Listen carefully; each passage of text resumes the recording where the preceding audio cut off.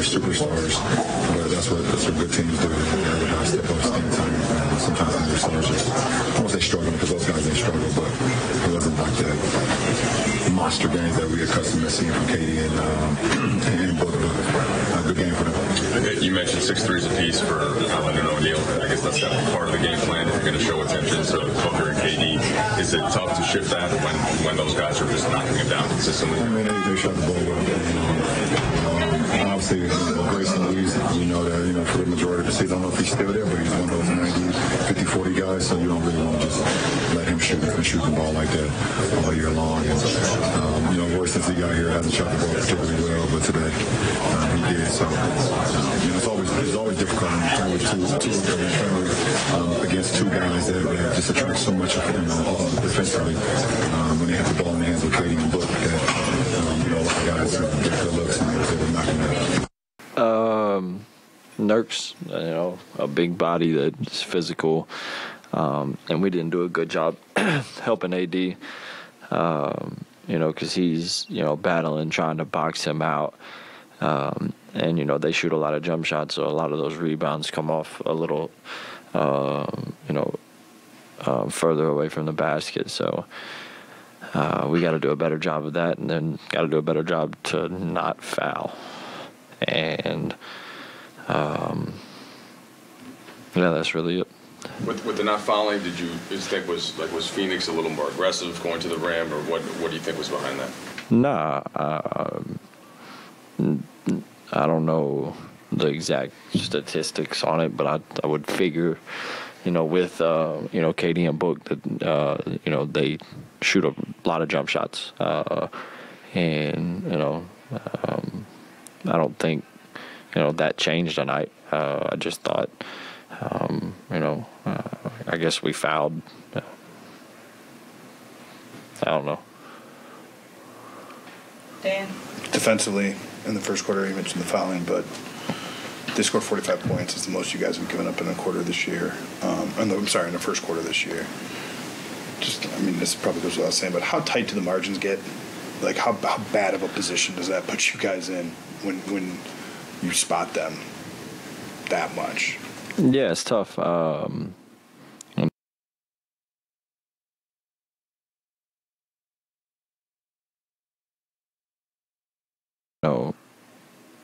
You never want to, start the game off like that, obviously. But I thought we did a good job battling back after that. But that, like you said, it puts yourself in a tough situation to where, you almost had to play perfect the rest of the game, and a couple, mishaps when you almost had to be perfect.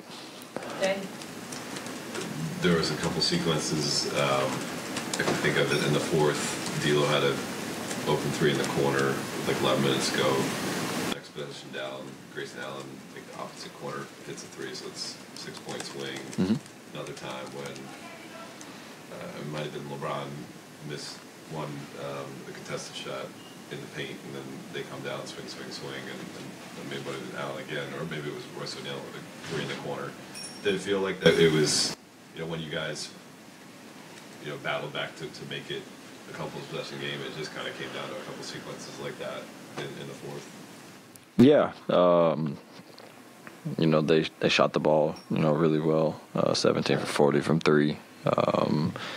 And, like you said, a couple of those possessions, we had opportunities on the offensive end for us to, put points on the board, and we didn't, which gave them maybe a run out to swing three. So, yeah, those are tough, but it's the way of basketball. And like I said, starting off like that, you almost had to be perfect, and we weren't after that. Austin, AD got off to a slow start, but what did you see from him in the first half, and then how did you see him kind of bounce back and respond well in the second half to get it going? I just, so many times, everybody wants to be like AD didn't play well, did slow start, which, if you look statistically, probably obviously was a slow start for him. But, what he demands on the floor, the attention, the defensive, effort, contesting shots, regardless of, what shows up on here, I don't honestly think, AD can have, just a horrible half or a horrible game because he means so much to us on defense. But I think, we just did a better job to find him and help him get in a rhythm. And, that's really it. We try to play downhill as much as possible, but, only 8 free throw attempts, I guess. It wasn't good enough. We weren't playing as physical as we normally do, which in my mind I thought we were. Earlier in the year in this matchup, I know Wood had a couple big rebounding games. He's not available. Vanderbilt not available. What were you trying to figure out in terms of the glass and then still, get the whittle the rotation down a little bit as you did today? Just they put a lot of pressure on you, man, with the lineup that they have. They're going through some injury issues as well, but they have a big physical lineup. That lineup of Book, O'Neal, Bobo, KD, and Nurk. They that's a huge lineup, and that's very skilled as well. So just try to tighten up, play guys a little bit longer. A got in some early foul trouble, so we had to mix and match some pieces. But all in all, just trying to slow them down. Those two heads of the snake in terms of Book and Durant. Darvin, kind of twofold. You mentioned the free throws. I think 8 is a season low for you guys in attempts. Did you feel like frustration with the officiating set in for your guys in terms of transition and different things like that at moments? Yeah, I just think it seems that the whistle for us is quick. It's we're playing defense or we play good defense. Someone falls down, missed a shot. As we're getting a rebound, the whistle goes off. So it's just and I'm not one to use referees as an excuse, I should say. But it's becoming increasingly tough because of the inconsistency. I'm seeing our guys get the same contact on them as we're supposedly committing, and the whistle is not being blown. And that's something we focus on, is like trying to win the free throw line every game. And so that's tough. When I'm telling my guys to drive downhill, we're trying to love and live in the paint, and, you're not getting calls. I see guys with their hands in our guys' ribs or swinging, swiping at their heads, trying to block the shot, but not getting the ball, but getting a piece of the body. And it's not being called. As simple as that. So we have to figure out ways to, not let that be a problem. But it's tough. Again, it's frustrating when it's not inconsistent. When there's so much inconsistency.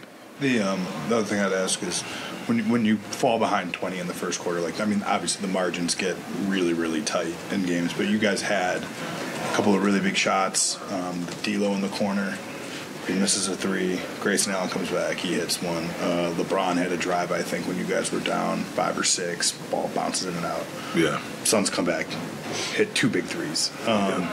Is that just kind of is that basketball gods or some type of thing? It's just the way the ball bounces sometimes. We got great looks. The coaching staff and I were just talking about that. Spencer had some really good looks. D'Lo had some good looks. As you mentioned, Bron, we had guys, TP, Bobo's closeout. I think he did actually tip the ball, though, but AR, we had guys that had some good looks, and at times I felt like we held the ball a little bit too much, didn't play with enough pace in the half court, but all that said, you just got to go back, look to the drawing board, look at the film, see where you can get better, and keep working, man. Keep chipping at the rock.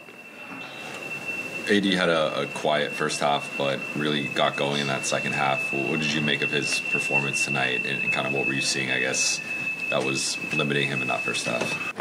Big body, skilled, knows how to work his angles. Is always going to him recalibrating after having a tough first half and stepping his game up, doing what great players do. Really start attacking the glass, rebounding-wise, and trying to play more toward the paint. And I think that got going. And a couple of offensive rebounds, it was able to get him in a good rhythm. And then his mid-range shots started going down. So he just kept fighting through the individual adversity and adversity for our team, just trying to be aggressive and trying to find offense and again, withstand the onslaught of firepower that Phoenix presents. When you guys are trapped in or having AD come up higher and pick and roll, just how much more focus does that put on the low man or even maybe your undersized guys on the back line? So you have to be on point, with your off-ball defense. As we always talk about shifts in activity. What's happening on the ball definitely triggers the guys that's off the ball. We have our MIG, our most important. Get him up to speed and get him into rhythm. But you've also had Max, who's been an important part of your rotation for the last 20 games. There's only so many minutes. What's kind of the decision-making with those two guys, and is that a tough line to walk? It's tough. Because A got into early foul trouble. It kind of altered our rotation because of the size they had out there, right? And so we try to have it at either Bron or AD on the floor at all times, if not both of them. And so, Bron had to run a longer stretch. AD get in early foul trouble. Came in and impacted the game in a positive way. But it's just something we're going to have to figure out. That's what we get paid to do, figure those things out, and we'll put our heads together and again, we come in with a plan, well thought out plan, but things happen within the game and circumstances change. And so that was basically an example of that in the first half.